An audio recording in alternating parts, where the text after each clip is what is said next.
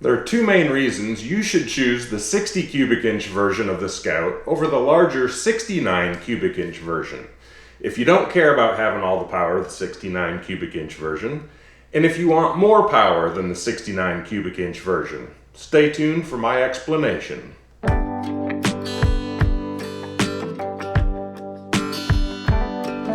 The Indian Scout is an amazing mid-size cruiser. Initially released in 2015 with a 69 cubic inch V-twin making 100 horsepower and 72 foot-pounds of torque in stock form. I know because I pre-ordered one and was one of the first to own the new Indian Scout.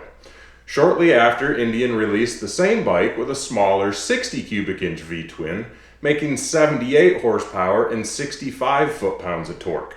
Since then, they've released the Bobber and the Rogue versions of the Scout, both available with either the larger or the smaller engine. So no matter your style preference, you still get the option between the two engines. I first want to put these two engines into context as far as the competition. The 69 cubic inch Scout engine is 1,133 cc's, and the 60 cubic inch engine is 1,000 cc's.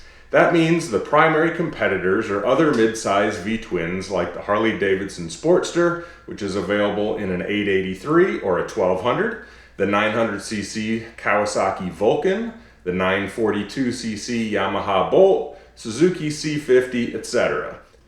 All are in mid-size cruisers that are easier to handle, more nimble, and typically quicker than their heavyweight big siblings. I will tell you first off that as a result of the Scout's technologically advanced liquid-cooled overhead cam 4-valve per cylinder engine design, the horsepower made by either of the Indian Scout engines will blow most other V-twin cruiser engines out of the water, with the exception of the new Harley Sportster S, which comes with 121 horsepower, but also comes with a hefty $15,499 starting price tag, which is $6,000 more than the starting price of the Scout Bobber 60. That's over 63% more money. So for sake of argument, we're going to exclude the Sportster S from this comparison because it's really more of a comparison for the Indian FTR 1200. Even on the Harley website, it isn't listed in the cruiser section, it's in the new Sport tab. V-twin engine performance is primarily measured by the torque it makes. Looking at those numbers, the Sportster 1200 makes 67 to 73 over the last few year models. The 883 about 54. The Vulcan 900 is at 58. The Bolt's at 59. The C50, a little bit smaller, is only at 45. Again, the standard Scout's at 72 and the Scout 60 is at 65. So for most, the power output of the Scout 60, the 60 cubic inch version of the engine should be plenty sufficient in a mid-size cruiser. With the 60 versions having exactly the same frame, tank, fenders, suspension, brakes, exhaust, etc. as the larger engine Scout, it's difficult to even tell which one you're riding. Now the bigger Scout does come with a few extras. On the standard cruiser version, you get contrast cut wheels, more chrome, a passenger seat. On the Bobber, you get the headlight nacelle, and on both the Rogue and the Bobber, you get bar end mirrors. The 60 is only a 5-speed transmission, but first through fourth gears are identical between the 5-speed and the 6-speed, and fifth gear splits the ratio of the Big Scout's fifth and sixth gear for a final gear ratio that's still fully sufficient for highway riding. All Big Scout versions also get a standard USB port, but overall we aren't talking about earth-shattering features. The bigger engine is really where your money's going.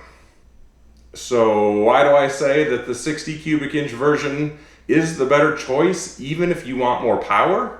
One simple available upgrade, the Revolution Performance 1300cc Big Bore Kit.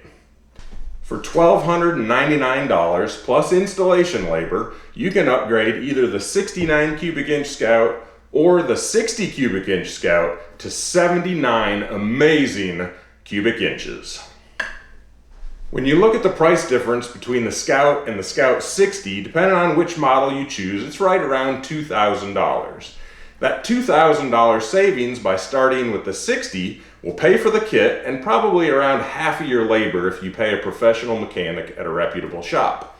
If you want more power, you know you're going to invest in performance mods anyway, so why not go all the way? Revolution's dyno tests show that with only the big bore kit, before even changing the factory exhaust or intake, the Scout 60 will see horsepower gains of 32% and torque gains of 33%. That's essentially going from the factory crank numbers of 78 horsepower and 65 foot-pounds of torque up to 103 horsepower and 86 foot-pounds. That puts torque output 19% above the stock 69 cubic inch Scout engine.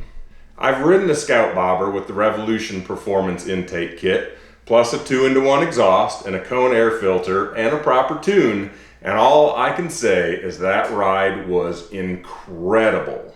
I've ridden a lot of powerful motorcycles in my life, and the dyno numbers even seemed low compared to what you feel in the seat. Under heavy acceleration, that was one of the most violent and thrilling motorcycles I've ever ridden. Now, if you want to start with the big Scout engine to get the other extra features and still upgrade the performance, more power to you. But whether you're buying a Scout to cruise the back roads in stock form or hit the drag strip after a load of performance mods, smart money is on the 60 cubic inch engine. Let me know what you think about this, if there's a different way you did it or a different way you plan to do it. Appreciate you tuning in and watching today. Have a great day.